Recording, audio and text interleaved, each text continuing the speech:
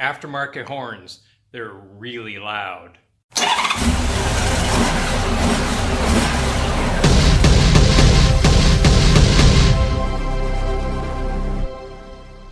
Hi, I'm Scott. This is a real quick and dirty video I've made in just a few minutes because someone on the GoldwingDocs forum asked about aftermarket horns.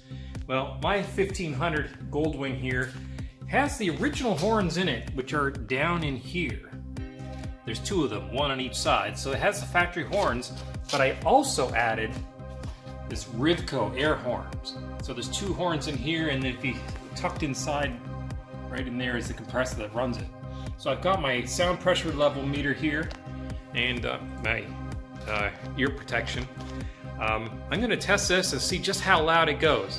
Now I do have a relay running these because the compressor for the air horn draws a lot of current, and the switch for the relay here and the existing horn wiring doesn't supply anywhere near enough current to actuate the compressor reliably or powerful enough to make the horn sound as loud as they could. So what I did was I ran the original horn wiring into a high amperage relay, a 40 amp relay, and then I ran a fused wire directly from the battery through that relay into my horns. So when I press the horn button on the handlebar here, it actuates the relay, and the relay switches the horns on.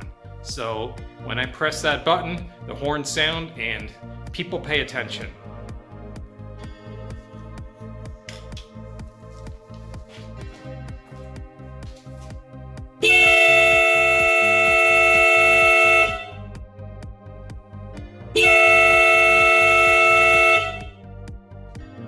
So just how loud is 115 decibels?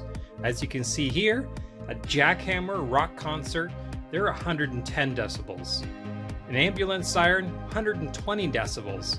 Now the decibel scale is logarithmic, so an increase of 110 to 120 is actually a double in sound level. 120 to 130, double again. So 110 to 115 is a fairly significant amount of increase. All right, there you go, 115 decibels, that's ear-splittingly loud. I gotta tell you, when I hit the air horns on this bike, people don't miss me. They definitely pay attention. It's a really fantastic safety item. It's never failed me. I've had it for many years on this bike. I can't recommend an air horn highly enough. Thanks for watching. Don't forget, hit like and subscribe if you like what you see. We'll talk to you soon.